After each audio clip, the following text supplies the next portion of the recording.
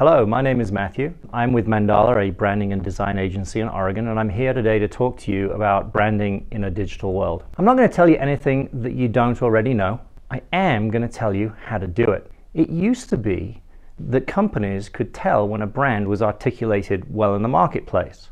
Today, we're exposed to so many of the different elements that comprise a marketing campaign that not only do we know what a good brand looks like when it's fully resolved, we can also understand the intricate steps that are involved in telling the story of that brand. The foundation of a brand hasn't changed. While other things have changed, the foundation of the brand hasn't. The brand is still a promise to the marketplace. It still represents an intersection of your values, your company's values, and the values of that product, aligning with the values of your marketplace in a way that motivates your audience to buy your product or service. The brand still creates itself through a mosaic of experiences that are owned by your audience, owned by your customers over time. So those foundational elements of brand development have not changed. What has changed, however, is the way in which marketing functions. It used to be that we would take a look at influencing what's known as the sales funnel. You start with awareness. Awareness is then directed towards consideration. A lot of times we'll engage product trial. This is especially true when you're looking at packaged goods. And product trial often leads to conversion. Well, you go through that cycle and then you repeat it. Advertising was intentionally focused on raising awareness and then moving people towards the trial of a product and ultimately allowing them to become a consumer. It's not as though the sales funnel itself has changed, but what you'll hear people talk about nowadays is the customer journey.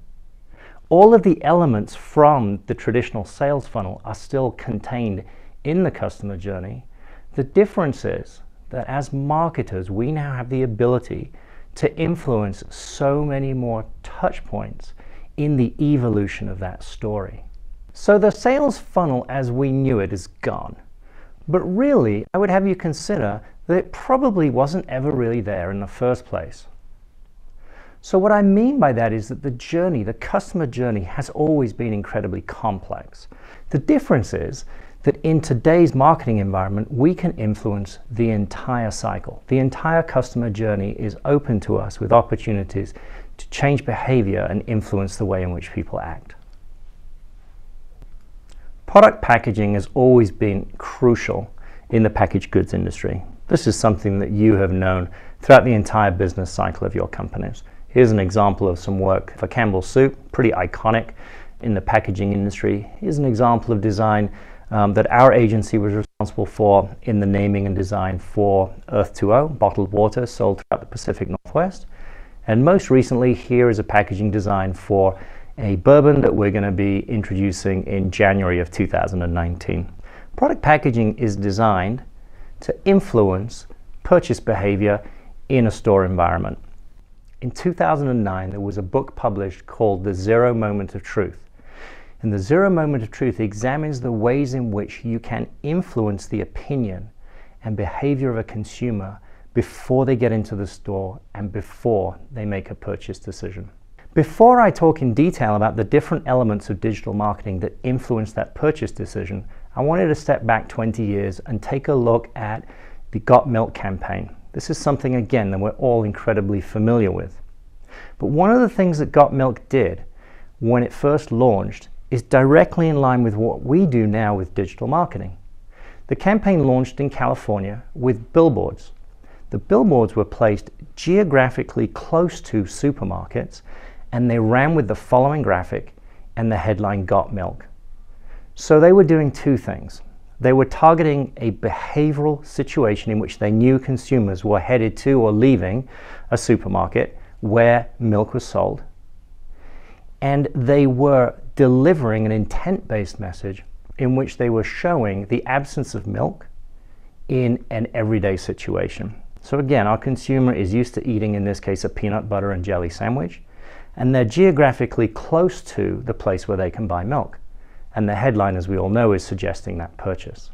Digital marketing allows us to do exactly the same things. The difference is that instead of buying billboards and delivering one message, we can deliver digital messages in an incredibly granular manner, approaching audiences based on intent, based on geography, based on known behavior. So you don't really have to take my word for it. You can look at some of the macro trends in marketing that are underlining the fact that this movement has already taken place. For example, if you look at the volume of money that's spent on digital advertising, in 2017, digital advertising spend exceeded that of broadcast television. Now, the reason that happened isn't because digital advertising is cheap. The reason that happened is because digital advertising is effective. You're able to track the performance of digital messaging, so much so that we can determine the efficacy or the measured return on investment of digital advertising versus, let's say, coupons or radio ads. And what we know, it is financially more efficient than other forms of traditional advertising. And part of that comes down to the power in the way in which you can deliver those messages. So it's no real surprise for anyone to hear that digital advertising spend now exceeds that of television. And as I mentioned, the reason that it is drawing such an investment from companies from the Fortune 50 right the way down to the high street is that digital advertising delivers a measured return. So its efficacy or return on investment is higher than that of other forms of advertising. One of the other micro trends I wanted to talk about was the fact that retail stores are closing. So recently you probably saw that Sears announced that they were going into Chapter 11 and that they were going to close 182 stores. Mattress Firm declared Chapter 11 in 2018 and will close 700 stores. Toys R Us, no real surprise here, everyone has heard of the troubles that they have had, 735 stores. But think about this, Starbucks is closing 150 stores, H&R Block is closing 400 stores, Best Buy 250 stores, Sam's Club 63 stores, and the Amazon acquisition of Whole Foods is likely to have a significant impact over time. The interesting thing to note, however, is that retail spend is actually increasing. The increase is coming predominantly from e-commerce.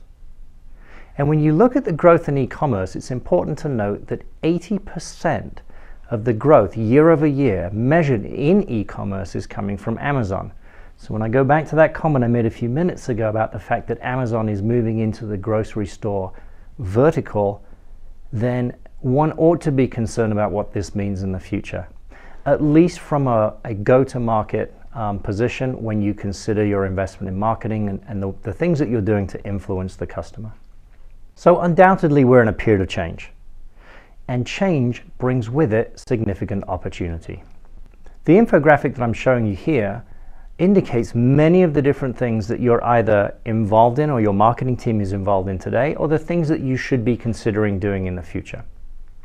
We talked a little bit about product packaging and how important that has been and how important that remains. The fact of the matter is that there are so many other points of contact that you can influence within your target audience by taking advantage of other forms of digital marketing, be that email, influencer marketing, website customization, engagement with your channel via social media, etc. Today, we can target and segment audiences in a very granular fashion. It used to be that we would send a message directed at men, a message directed at women. When you consider how one bought television in the past, you might pick Oprah over a sports show, depending on the audience that you are seeking to influence. With digital media and digital targeting capabilities, we can message audiences within specific segments of their decision-making cycle. We can specifically look at measured intent. So for example, we talked a little bit about what Got Milk did when they chose to purchase billboards close to a supermarket. With digital media, we know where the consumer is by the data that's presented from their phone. So we can track someone who is moving from where they work to the supermarket on their way home. Now, if we can track that as repeat behavior, then we can deliver messages that influence purchase decisions as someone goes through those steps of the natural cycle of their life. The other thing we can do is we can track the outcome. We can measure what people are choosing to do based on the messages that we send them. So for example, if we have an offer that we are presenting to someone who's going into a supermarket, we can track the behavior that they make with that offer, how much time they might spend looking at a particular offer that's presented through digital media, and whether they choose to take advantage of that at their point of purchase. We can also track folks who purchase products from us online and help nurture and reward them in a way that allows them to become repeat customers. And obviously, if we can develop a direct-to-consumer channel, then so much more of the profit is resident with your company versus shared with a wholesale distribution partner. So again, direct-to-consumer purchase, if you're able to develop that channel effectively, leads to not only much more data and knowledge about the people you're selling to, but the channel is so much more profitable for you and allows you to cultivate and nurture ongoing purchases. So lastly, what I wanted to do was give you a real example of a company that we've been working with since July of this year. Now, obviously, they're not in the packaged goods market segment, but we chose jeans because jeans are, I think we would agree, a pretty ubiquitous product. There's strong brand allegiance for the kinds of jeans that you choose to wear. And we wanted to talk a little bit about how, with zero brick and mortar presence, we were able to help our client drive $1 million worth of sales in 45 days. So Boulder Denim is a startup based in Canada that has manufactured what's known as a performance denim. Basically, that means that it exhibits four-way stretch capabilities, it's resistant to dirt, and it's resistant to water. Now, these jeans are retailing for about $150 a pair, so they're certainly not cheap, not the most expensive jeans that you can buy, but certainly not the least expensive. And as I mentioned, you cannot go into a store and buy them. The only place that you can buy a pair of Boulder Denim jeans is either at a point of activation, and I'll talk about that in a minute, or alternatively through their website. What they chose to do in July of this year was launch an evolution of their product. They moved their sourcing from Canada to Madagascar, where they could be more environmentally sensitive in the way in which the jeans were made. And they launched their new product through a Kickstarter campaign. The Kickstarter campaign is simply a vehicle that allows you to launch new products in a manner that is highly receptive in the market and can spin up significant revenues, as we were able to prove out in the campaign that we worked with them on. So here's a representation of some of the things that we did to help influence the purchase behavior of the marketplace. As I mentioned, the product was launched on a Kickstarter campaign, so it carried with it your basic Kickstarter video, product demonstration, and advocacy for the benefit of the product, not only its performance characteristics, but as is so often the case in new product launches these days, there's an environmental and social sensitivity to the way in which this company does business and the way in which this product is manufactured. Boulder Denim worked with a significant number of influencers. So if you take a look at their conversation inside social media, they were using multiple individuals from around the world to help tell their story. They seeded them with product, they provided them with a detailed outline of the commentary that they sought, photography, videography, frequency of posts, and the kinds of things they wanted these folks to talk about.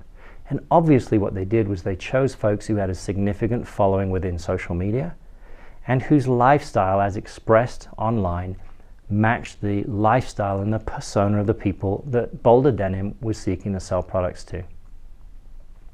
The other thing they did is they leveraged a really aggressive public relations campaign.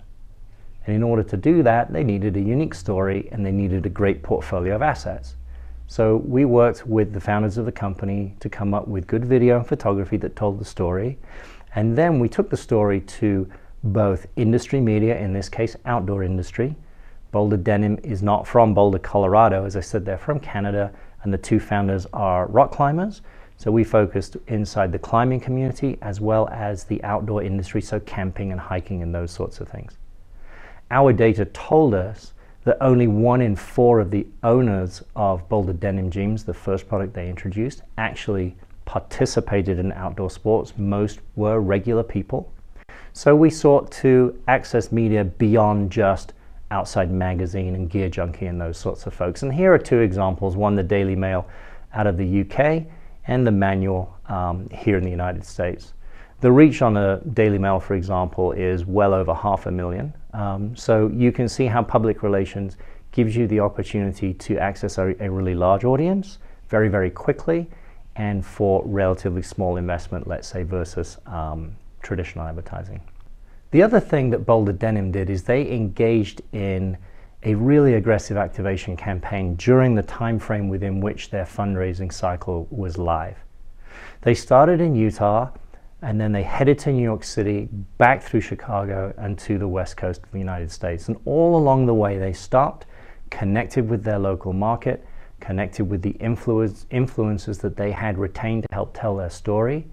They were involved in product demos, and we helped connect them with the media as they moved from one city to the next, amplifying their story wherever they went. And during the 45 days of the campaign, two things happened. First of all, they raised about $250,000 on Kickstarter. They then migrated over to Indiegogo as a continuation of their Kickstarter campaign, raised another $60,000 to $70,000 through the Indiegogo channel, and simultaneously drove sales in their existing product. Now, the reason that their existing product sales increased is because in the Kickstarter environment, you have to launch a new product. So by default, the new products are not available. So immediate delivery was not an option for someone who invested in the new product coming out from Boulder Denim. But because demand was high, people went to their website, purchased their old product, which was available for immediate delivery, which gave us the combined lift in sales during the cycle of the campaign. So again, no retail outlets, a commodity product in the sense that there are many pairs of jeans available that do the same sorts of things. No true brand to speak of. Boulder Denim was basically unknown to the market. Yet through deploying these online media only, this company was able to raise money to the tune of $250,000 in new product funding, and then additional lift in sales to bring their campaign cycle to $1 million. So thank you for the time that you spent with me today. I am available at matthew@mandala.agency or 541-419-0000. Feel free to email me if you have any questions. Thank you.